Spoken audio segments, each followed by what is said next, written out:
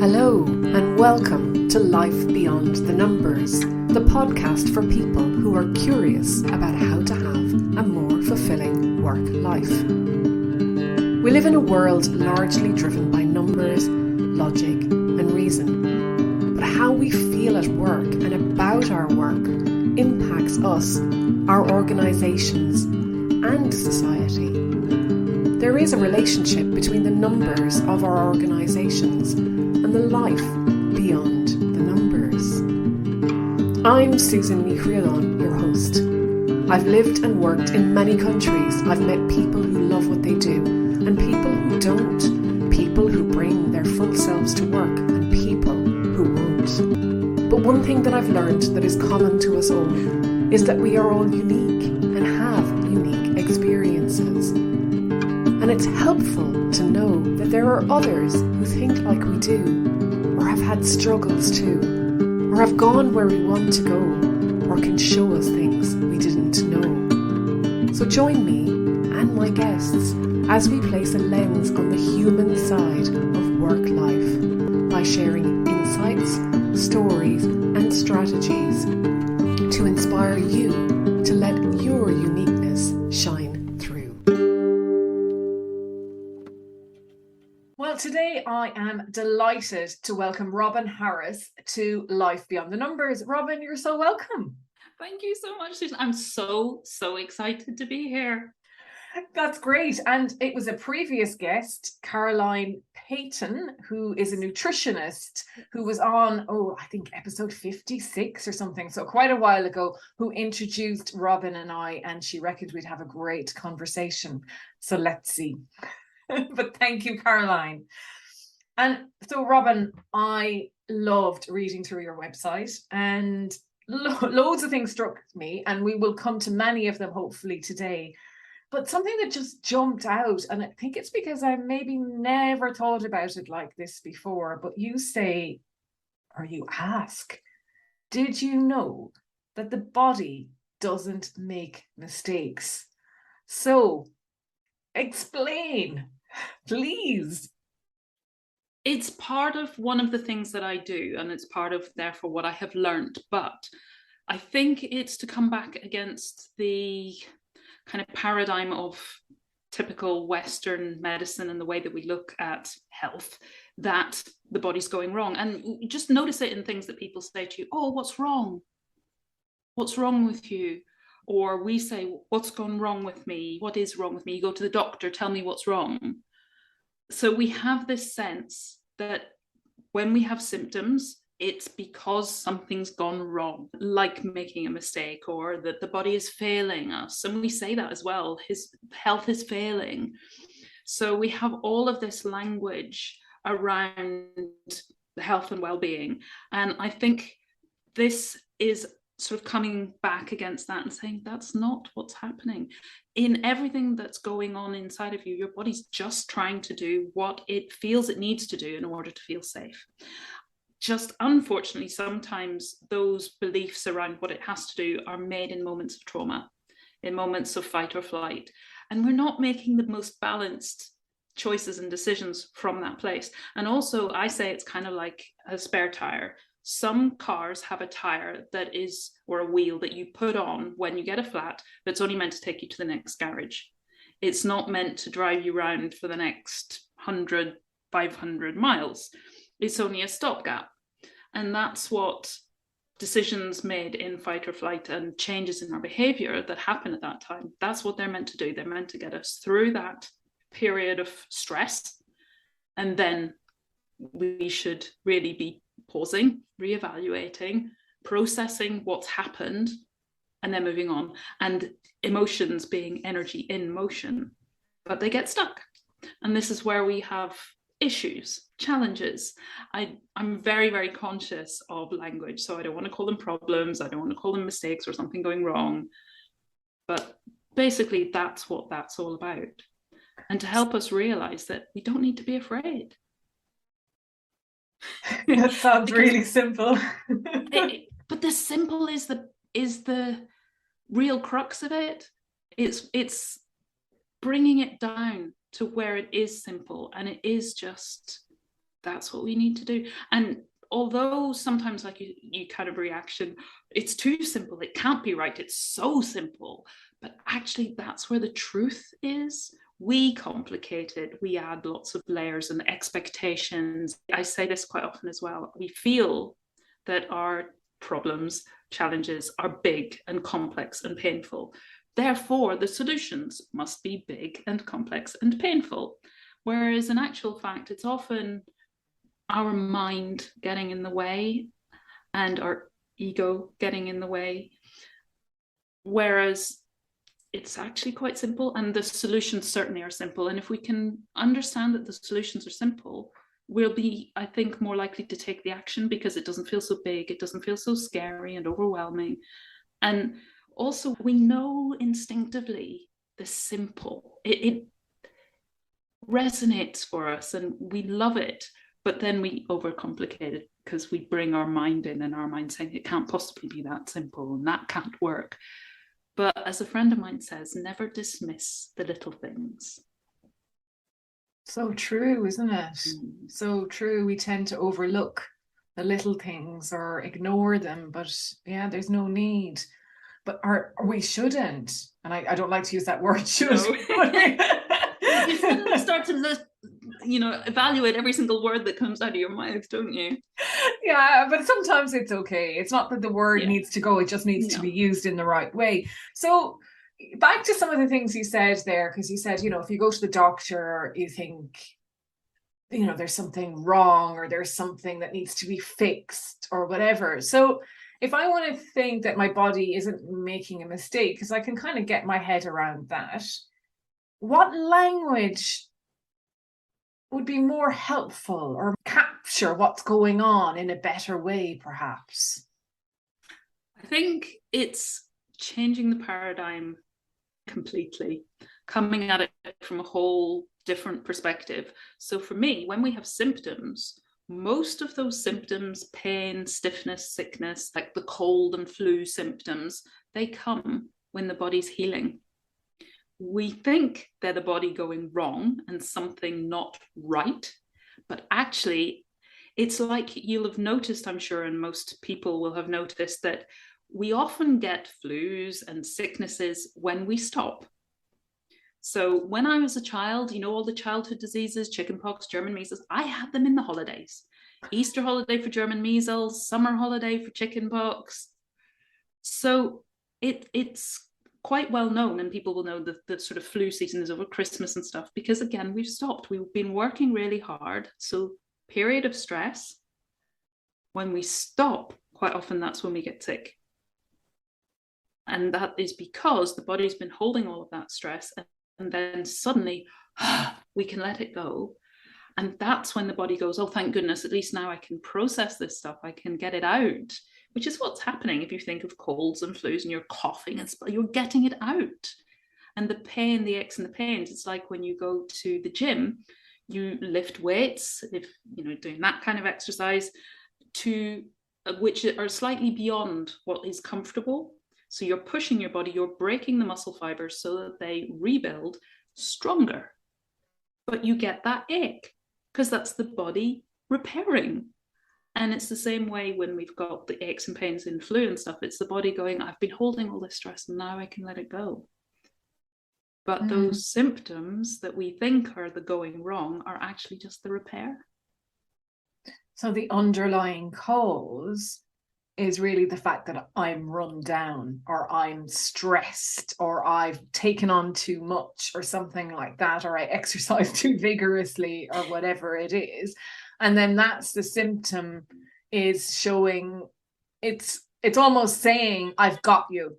Your body telling you, I've got you, and I'm helping you get better again. Let's go back and go through this again. But something will happen that pushes us into stress, into that fight or flight. And all the way through that phase, the body is making adjustments to try and keep itself safe. So that's the stress phase. And then when we come out of stress, the body is undoing all of those adjustments that it made because it always wants to be in balance. The initial adjustments took it out of balance. It kind of extended itself in one direction. So then it needs to pull back to get back to balance, and that's the releasing. And it's interesting that you say about the body kind of going, yeah, okay, we can let go of this now and stuff.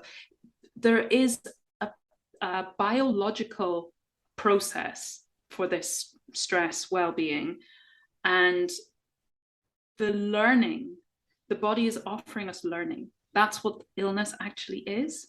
It's the ability to process and take on board the learning and to grow from it. Like the muscles take on board the learning from the gym, and they grow and they get stronger. So we grow and we get stronger. And this has been documented in kids with autism, that if they have an illness, that particularly if there's a fever and they're very poorly, they will have a sudden shift when they come out of that. And you'll notice that they've moved forward. They've taken a leap forward. So just like a kid is getting their learning through being sick, so do we. And maybe it's not the same childhood milestones that you see kids moving forward with, but it's maybe more inner learning.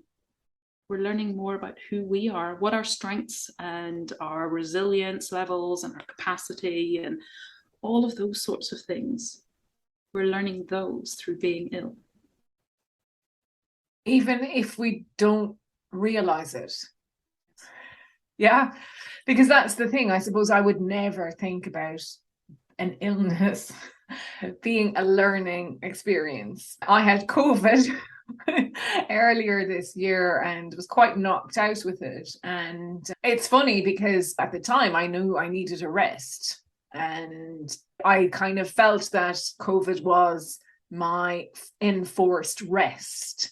And perhaps that was a learning that maybe I needed to make consciously and not just subconsciously. But it's a fascinating way of thinking about it, because it almost makes you want to welcome illness so that you can have that growth and repair and learning. But I also don't want to get into the state where I need it, perhaps. So there's a bit of a tension maybe between them.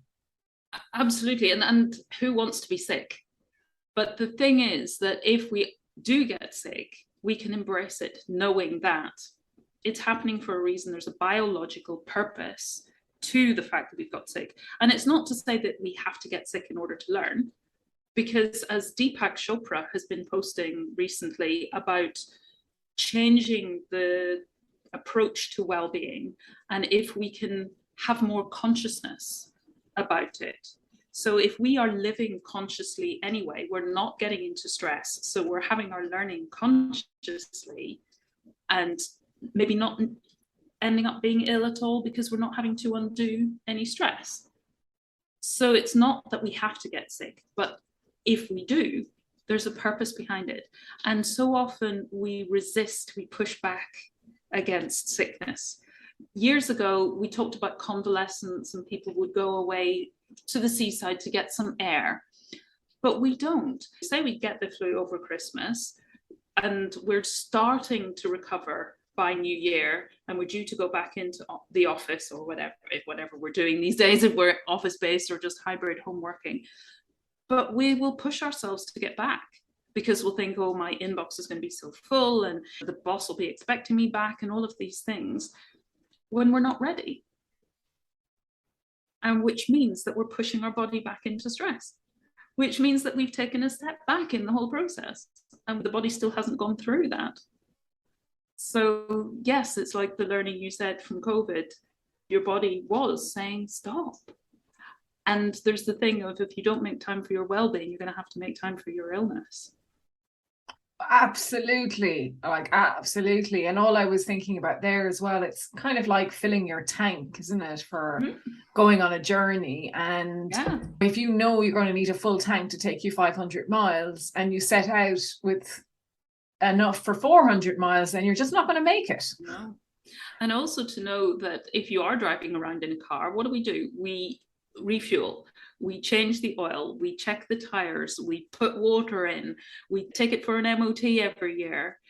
Even our phones, we charge them up probably every night. What about this being that we live in? Do we put in healthy fuel? Probably Probably not all of the time. And that's not to say we have to only eat the healthy foods, 80-20 rule. So a little bit of chocolate's nice now and again. But we benefit from taking better care of ourselves. Including sleep, I would imagine. Oh, Robyn. essential. Yeah. I recently read Matthew Walker's book, Why We Sleep. I haven't read it yet, but yeah. Oh, I highly recommend it. It just opens your eyes on all that sleep does. Because I just used to think, well, it's rest. It recharges my battery for tomorrow. It's so much more than that. I've always been a massive sleeper. I think, like you said earlier, that we know the simple solution. We have that intuition sometimes of what it is. And I think I just always knew how important sleep was to me. And I probably just thought to me, I didn't know it was for everybody, you know what I mean? But I don't work well on less sleep. I just don't. And I really feel the impact of it. And I guess that's probably from however many years of being so habitual about it as well. But I go to bed at the same time, get up at the same time. And sleep is one of those things that, well, it restores us. And it does so much more. And I must read that book. Yeah, do. And so we've talked a little bit about well-being. We've talked a lot about the body, but you've been described as a well-being alchemist, and now I'm beginning to see why. Well, what does it mean to be a well-being alchemist? The person who said that to me, she had done my human design, so there's stuff in there about my makeup, but also she was saying that apparently one of my talents, skills, strengths is that I bring a unique perspective, and I'm very much into intuition and listening to those little signals. So I would talk to somebody about where they are and be able to put things together in ways that other people might not have done, or they just haven't seen those connections. You know how it is, sometimes you can see the dots, but I'm not quite sure how to join them up. So I come in and I join them up in a particular way that quite often people have that light bulb penny drop moment. That's why XYZ. And then once we get an understanding of that, we can take action on it, because we can see how it all fits together. But again, back to not the simple, because sometimes are we looking for it to be a more complex or complicated, but probably complex solution as opposed to simple? And I'm not trying to take away from what you're doing at all, but we sometimes don't see what's right in front of us. We don't see the wood for the trees, so to speak. Absolutely. And I'm very much of the belief that a healer, whatever you want to call the practitioner, what they do is hold space. Yeah. We don't actually do the healing. We don't change anything for the other person. We might share concepts, ideas, shine a light on things that they haven't looked at before, or join the dots that they haven't seen before. But we're not doing anything for them. They are doing it. And for me, that's so important, because I describe myself as a mentor rather than any of the other terms that coaching and stuff that people sometimes use, because I want for myself as well to be conscious that all I'm doing is holding that space, that the answers are the person's own unique answers. Because that was very much my own journey. I was feeling stuck and turning to ask for help, because I got myself into that position where I thought, oh, well, this is wrong and that's wrong and this person needs to be different and that, pointing. But my mom always used to say, if you look at the point, you've got 3 fingers coming back to you. So I think I was pointing, looking for things outside. And then somebody, I think, said to me something, and it didn't really twig, which is why I can't really remember. But those things that kind of, they plant a seed and then later you go, oh, that's what they meant. But something about, but you can't find the answers out there. The answers aren't out there. The answers are inside. And until you can look inside and find your own answers, answers that you have from outside won't work. And I'm not sure if I can remember the quote, but there's, he who's convinced against his will is of the same opinion still. So you can talk to somebody and tell them something, and they might kind of, oh, come along with you, but it won't stick because it wasn't theirs. Absolutely, absolutely. It's like when you're asked for advice and you give it in good faith and all of that, and then the person just doesn't go on and do it, and you're like, what the hell happened there? But of course, it wasn't their answer. It was what you would do in that situation, or what I would do in that situation. And they haven't been convinced because they have to come up with their own answer. And although we're giving the best that we can, and we're giving from our own experience and what worked for us, we haven't walked in their shoes. No. And I suppose the thing is, when you say to somebody that the answers are inside of you, how do we explain that? How can you explain that in a way that, because it doesn't make sense in one way, and then it makes perfect sense in another way, okay? And they're like a big void then between those two. Mm-hmm. So if somebody is going, well, what the hell are those two talking about? The answers are inside of me. I can't find them. I don't know where they are. Where do I start? For me, it was my WILD acronym. So I was on that journey, like I say, I was pointing fingers and saying all of these things had to change. And I think it was almost to prove that it wouldn't work, I decided I would go down the conventional route. So I went to the doctor and asked for medication. That was a big, fell flat on its face, that one. I went to a counsellor, and basically it was the type of counselling where I just talked about how I was feeling. So I was creating the same situation, the same energy, and it was cycling. It wasn't moving forward at all. So neither of those worked for me. And I thought, what on earth am I going to do? So I started reading. And luckily, when the student is ready, the teacher appears. And I just came across some amazing writers. And over the years, these have included Gabor Mate, Brené Brown, Bessel van der Kolk, Matthew Walker now, Abraham Hicks, Neil Donald Walsh, Andrew Cohen, lots of different authors with lots of wonderful perspectives. And some of the things that really, really struck me, though I haven't read a lot of their full works, but Wayne Dyer's When You Change the Way You Look at Things, the Things You Look at Change. Bruce Lipton, the moment you change the way you look at something, the whole of your body chemistry changes. And the whole epigenetics, that was huge for me. So I then went off on an exploration. What is me? What is right for me? Because I realized I had given all of that away. I'd given away my power. I'd given away my knowledge of who I was. So I went off to try and find what that was. And my mum found a therapist who I went to see for a while. And she said once, well, what is it that you like doing? What do you enjoy? And I was in such a miserable place. I just wanted to say nothing. But from somewhere deep inside, when you just ask that question and it just comes at the right time. And I just said, nature. Where did that come from? So she said, right, go home and transform your garden into a wildlife garden. And I thought, well, that's never going to happen, because my husband had said, you don't touch my garden. That's the place where he and his son played kickabout. But his son had got so big that space was too small. So we transformed it, and nature taught me so much through that whole process about seasons, about allowing things rather than forcing things, and so much more. And it brought me towards my WILD acronym, which also is wild, so it connects with nature. And it was learning to see things with childlike eyes of wonder. So Andrew Cohen, he wrote a book, Evolutionary Enlightenment, and that became a 9-month program which I attended, and they talked about beginner's mind.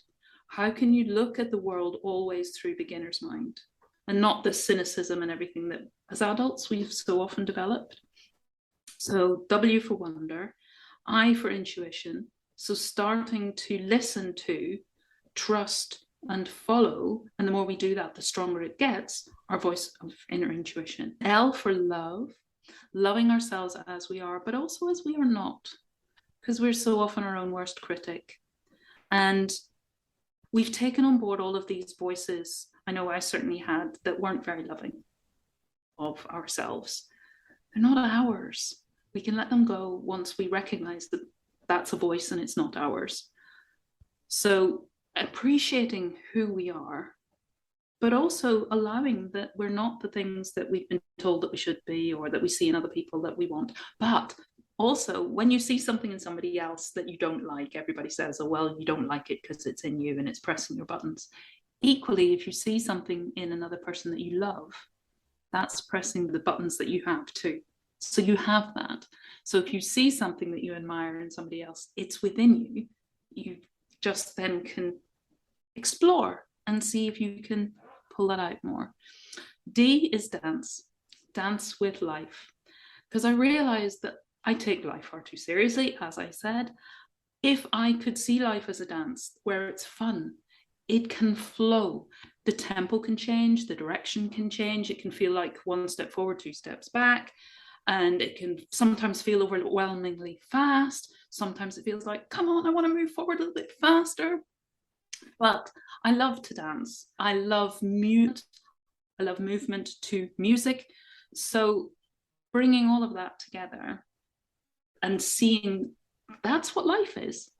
Life is meant to be fun. As Neil Donald Walsh talked about, enjoy. Enjoy with an E means in joy, bringing joy in. It's our choice. We always get to choose how we feel, or the feelings and the thoughts and the beliefs that we want to engage with.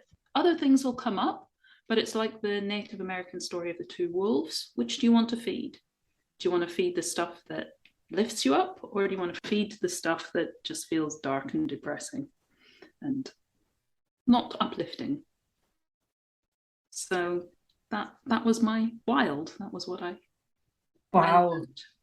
And okay, what's interesting there, I mean, there's so much interesting, but one of the things was that this person you went to see did tell you to do something. So they gave you advice, or they gave you an answer in a way, or they gave me something to use what I give them. Okay, so yes, so the nature came from you, and then that's a suggestion from them.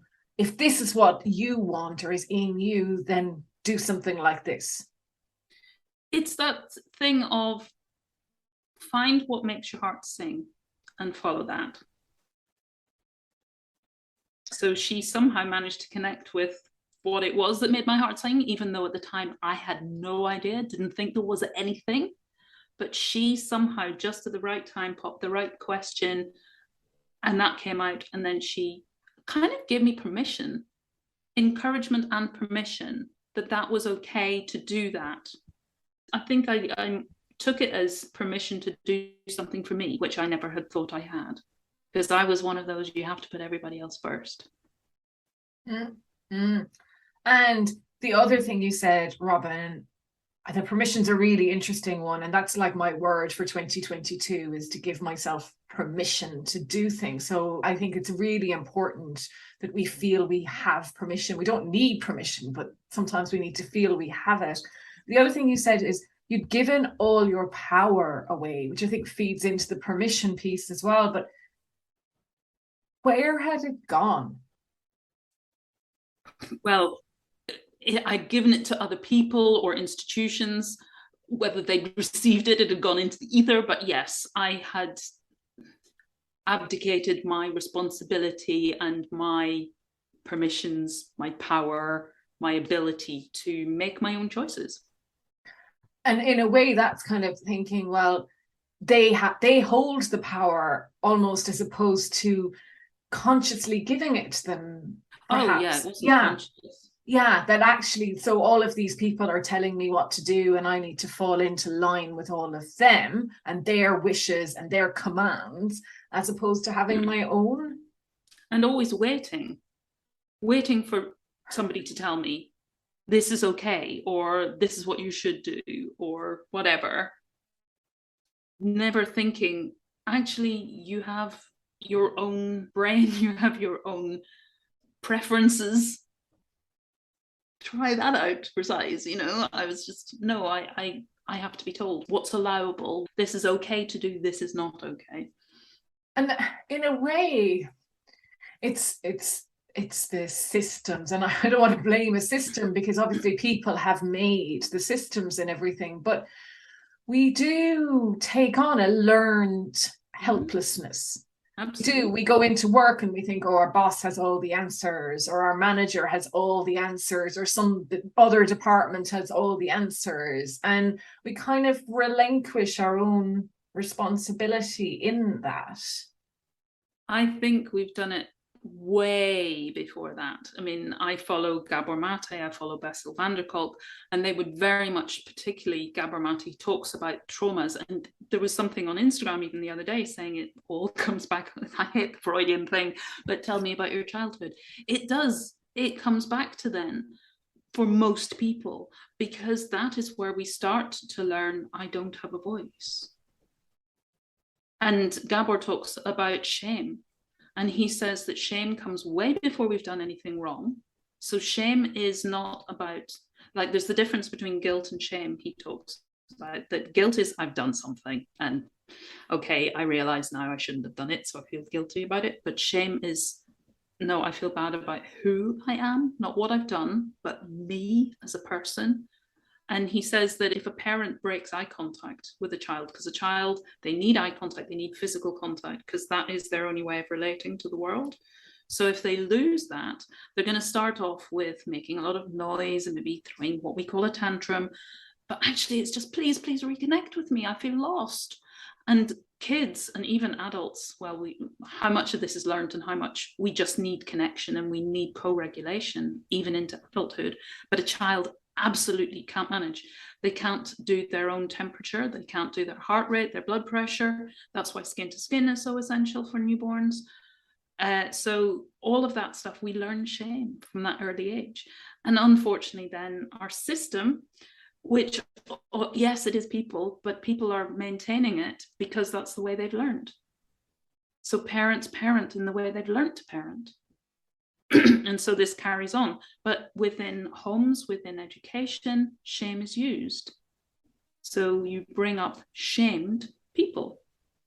And it's funny because I'm talking to somebody who grew up in Ireland as well, but the church pops into my head as one that preached shame quite a lot in childhood, and it was very much ingrained in, you know, everything was wrong or bad or not allowed and so on, and it adds a whole nother dimension to your upbringing.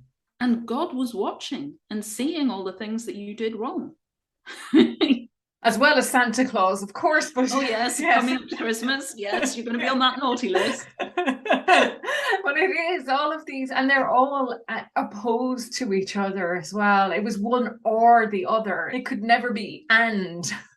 But I always struggled with that, because you're telling me that God is love and that God loves me unconditionally. But, you know, if God is watching and is going to be upset with you because you're doing something wrong, I don't understand. Yeah, well, let's not go down that road because we could be here forever. I'm not quite ready for the whole discussion about my lapsed Catholic faith at this point, but another time. So, you know, it's a discovery in a way. There's something magical about finding out, well, who am I? And what am I here to do and to learn and to be, and all of these things that actually there's joy in that in itself. And I wonder if at times we feel that it's a little self-indulgent or selfish to spend time on ourselves and exploring what's on the inside. Absolutely. And I think there's a couple of things there. First of all, I think initially when we start off, particularly if we've been particularly ingrained in the system, then it's not joyful and it's not magical, it's scary. And I haven't a clue where to start. And everybody's talking about being authentic and living with integrity. And I don't know how. I've had people say to me, how do you be authentic? And the more you try to be authentic, the less authentic you are, and the less authentic you feel, and the more like a fraud you feel, and it's imposter syndrome, and it just balloons from there. But I think when we can take it back to the simple, then, like you say, it really is magical. There is such, the wonder is in there, and the magic, and you get a momentum and you don't want to stop. But yes, there's very much a belief, or has been, that self-care is selfish. And again, it's something we're taught as children. You shouldn't be boastful, and you shouldn't just think about yourself and all these things. But I've written a piece before about self-care is actually the best gift we can give, not only to ourselves, but to everybody around us. Because we fill our cup, we have more to share with others, we come as our best self to every situation, or at least we're conscious of what we're doing and how we're responding, not reacting, because we're being conscious, so we can take that pause and we can think, right, how do I want to be in this situation? And choose that rather than just knee-jerk reaction, which then we sometimes later think, oops, I wish I hadn't said that. Can't undo it though. Can't take it back. No, and I suppose that can feel that it was automatic as well. It can feel like, well, there was no other way. That person pushed me into it, or I had no other choice but to lose my temper there. And it is a treadmill as such, all of those reactions and everything. It's not just the treadmill of going to work every day, but there's that treadmill of who I am and beating that same path all the time. And sometimes you need to take the diversion, or the path up the hill, or probably up the hill, down the hill, up the hill, and down the hill by the time you get anywhere. And I suppose, are people surprised then? Because you've said people come to you and say, look, I don't know how to be authentic. How am I going to do this? Are people surprised when things start to unfold then, Robyn? Yeah, I think so. I think they're surprised at how simple it actually can be, and how much fun it can be. Because, as I say, they're quite often coming in thinking this is going to be big, and it's going to be painful, and it's going to be uncomfortable, and I don't really want to do it, and I've put it off for so long. And then just to be able to see, oh, it can be that simple. And a little bit, sometimes initially it's too simple. That can't be right. That can't work. It's too simple. But then when people get into it, I've seen people just suddenly, like, a critical mass or something is achieved, and it's just whoosh, off they go. And they sometimes feel like it's really ploddy and slow, because there's sometimes foundations to be put in place initially, and getting a few things just grounding there, and starting to be more conscious, which takes some time if that's not something that people are familiar with or used to practicing. Because again, like you say, that going over the same pathway creates pathways in our brain. The more we do something, the more that becomes habitual, the less we think about it, the more automatic it kind of is. But that's like if you've been walking up and down and up and down and up and down, you start to wear a trench and you sink in, and if you do it enough, you sink in so far you can't see over the side. And if you're not being conscious, you know, if you've managed to get out of it, you could easily slip back in because the sides are so steep. But if we are conscious, then we can get ourselves out, and we can, oh, there's that slippery slope. I'm not going to go back there. If I do, I know how to get out. So yeah, I've seen people finding it a bit slow to start off with, and then suddenly it's like the penny drops, and they can rush forward for a bit, and then they hit another bit of a, oh, right, this is some new territory again. I'm not sure how to be conscious in this, or who I am in this. And it just builds from there. But it certainly does become more exciting, more fun, more magical. Yeah, something that you realize it's exploration and it's play. It's not hard work and it's not painful. It's just every day is a new learning. And I love learning. So that's a big plus for me. Absolutely. And anyone listening who hasn't started some of this stuff, get going. Because listen, and look, you should see Robyn. Again, I use the word should, but you know, Robyn is like alive and full of light and full of love, as she talked about herself. And you can see it emanating through the screen. And I'm sitting here nodding and smiling. And it's really quite lovely. Now, conscious and consciousness, there's something that you have on your website, a phrase that the last time we spoke, I had never heard before, I think, and that is meta consciousness. So can you explain what meta consciousness is, Robyn? It's kind of what it says on the tin, meta being overarching. So it's an overarching consciousness, awareness of ourselves, of our bodies, and how we relate to our inner world and our outer world. And this very much relates to what we were talking at the beginning about why we get sick. So meta consciousness gives us that understanding of what is going on in my body when I get sick. For me, it brings the scientific together with the more spiritual, maybe. Things like Louise Hay and her book, You Can Heal Your Life, You Can Heal Your Body, where she talks about, if I have a problem with my knee, what does that mean? What is the deeper meaning behind that? Meta consciousness puts in the scientific reasoning behind that. But I love when spiritual and stuff has come to has known all along these things that science has maybe poo-pooed for a while, but is now having to go, yes, that's true, that is real, that is what's going on. But we just didn't have ways of measuring it or quantifying it or calibrating it back when we only just started to do the scientific stuff. But now they're coming together. And I love that the scientific world and the spiritual world are realizing we've just come to the same point by a different direction. That's all it is, because it's all the same stuff. The world is all made of the same stuff. It's all just vibration, whatever way you want to look at it. But metaconsciousness is the scientific way of explaining what we've known intuitively. Well, most people, if we really dive deep, we've known this intuitively for many years. And our ancestors would have practiced this intuitively. Exactly. And I guess medicine and science has done a lot for us because it's extended, for the most part, when we get sick when we're younger with some diseases or with heart issues or whatever it might be, science has helped us to break those barriers and to recover in a way. And that maybe spiritual wouldn't have been able to, or I don't know, actually, I don't know, so I won't say that, but certainly it hasn't been shown yet. But we went too far one way almost by wanting everything to be scientifically proven. And often with science, all it's doing is it's disproving things that don't work as well. It's not always just proving that this is the only way. And that's how research works. You disprove something to narrow it down to, well, then that must be the case.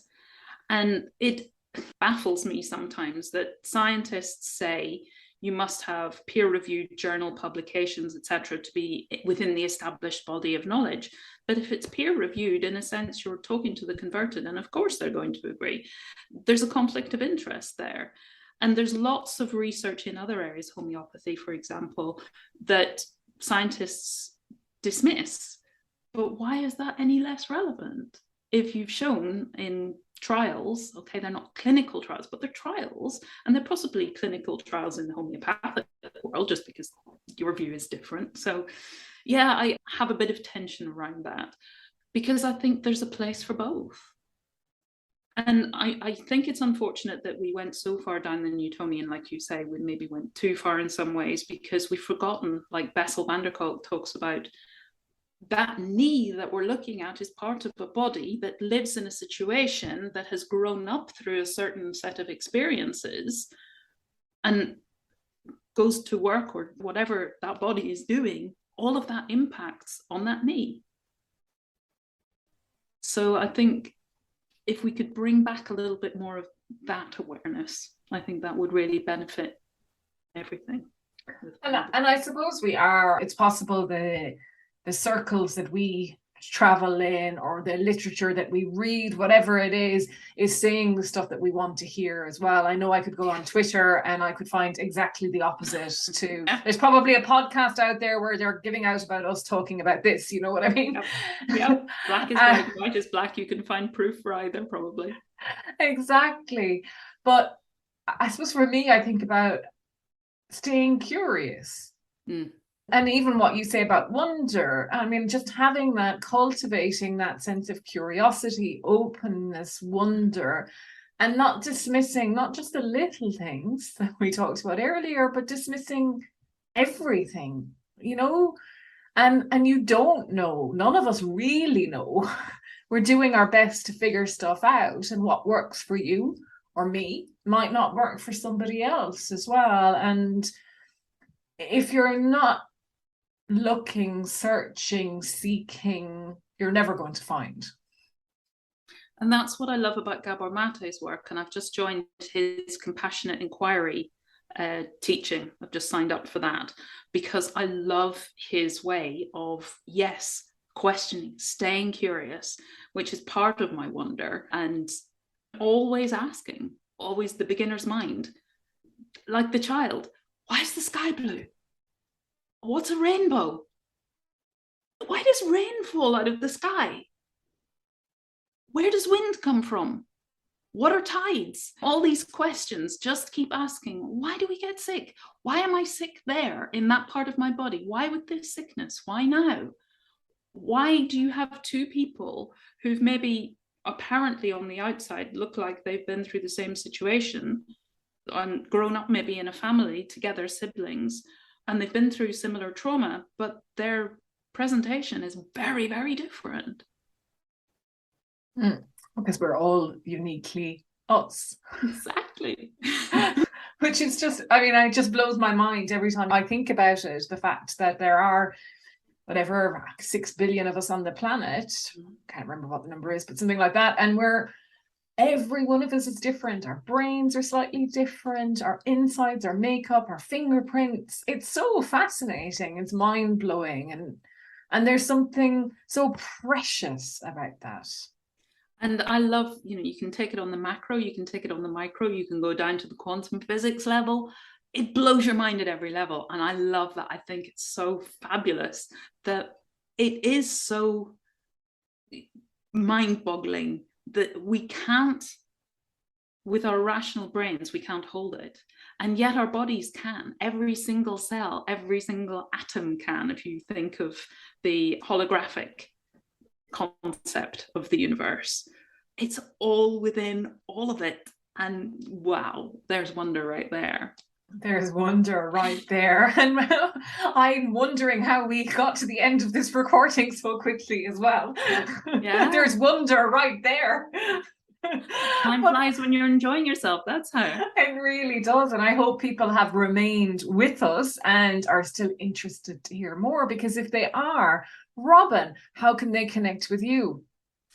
I'm on LinkedIn, I'm on Instagram, I'm on YouTube. I've just got my YouTube handle because they're doing that now, all as Equenergy, EQUENERGY. Also on Facebook, and I have a Facebook group called Wild Wisdom Wellbeing, and people are welcome. You need to ask to join. It's a private group. People can come along. If they like it, stay. You're most welcome. If it's not for you, that's absolutely fine.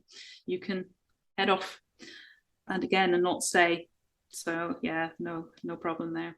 Brilliant. And I will put those details in the show notes as well, Robyn, and I'll add in your website as well so that people can find you. And that's been just like a wild, been a bit of a dance. There's been some love, possibly some intuition in the questioning as well, and wondered throughout. So thank you, Robyn, for coming on the show. Thank you so much, Susan. It's been a wonderful opportunity to share a little bit of what I love, but also to chat with you. And I've just loved it. Thank you. You're most welcome. Thank you so much for listening. I hope you've enjoyed the paths we traversed on today's episode. If something rang through for you, be sure to let me know. Or maybe you can share this with someone in your life who would benefit from listening too.